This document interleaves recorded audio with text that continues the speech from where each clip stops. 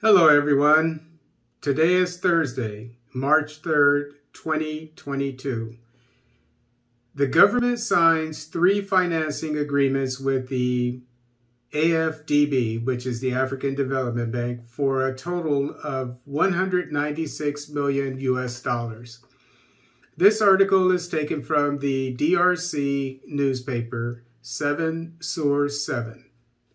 According to the National Treasurer of the Democratic Republic of Congo, these agreements concern the Bukavu-Goma Road Development Project, strengthening of socio-economic infrastructure in the center region, and the support project for the revival of the Congolese economy.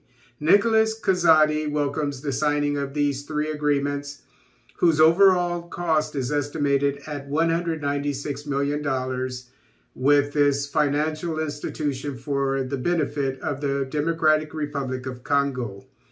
I am happy to have proceeded today to the signing of 3 financing agreements with the African Development Bank for a total amount of $196 million. It should be noted that the loan part amounts to $116.66 million, and the grant part amounts to $9.34 million. In my capacity as country governor, I must first thank the management of the AFDB for the financial support granted to the DRC. This is sufficient proof that the AFDB is a strategic partner with whom we maintain fruitful cooperation. Then I address my thanks to the experts of the ADB and the National Party who contributed to the preparation, the evaluation, and the negotiation of the aforesaid projects until declared the Minister of Finance of the Democratic Republic of Congo, Nicholas Kazadi, in his word of circumstance.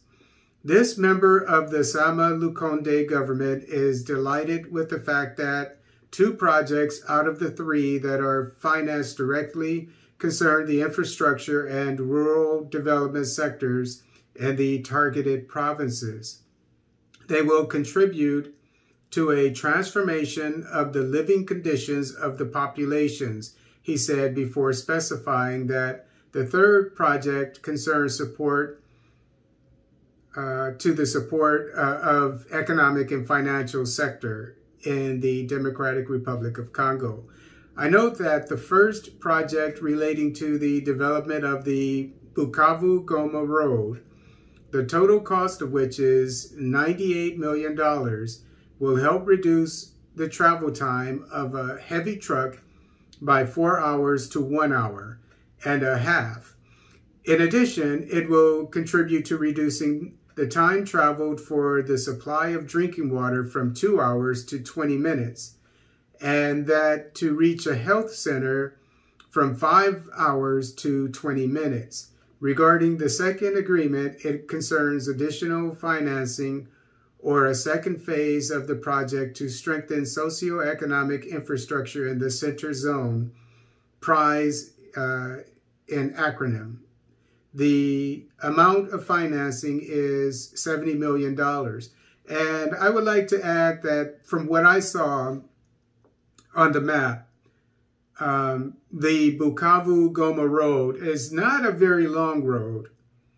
But it's a very important road because from what I understand, these cities are not very far from each other. Goma is right on the border of Rwanda.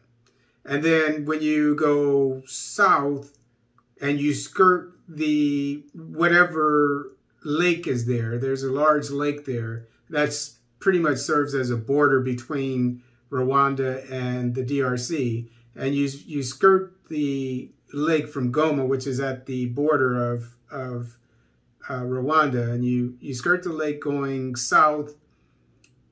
Basically, it's just let's say south for I'm assuming quite a few miles. I don't know how many miles because DRC is a very large country, so it may not look very far on the map, but DRC is a very large country. So I'm, however many miles, it's not very far though. You'll get to Bukavu, and so this road is important because it's linking, from what I gather, it's linking the less developed DRC country with the more developed and smaller country, Rwanda, where they have more doctors, etc., a better concentration of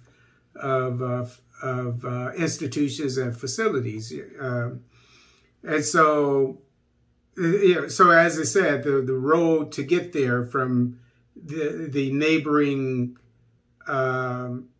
towns of DRC to get to Rwanda, I'm assuming, is very important. So this is really good. And another thing is Pan-African, because it's connecting two different countries.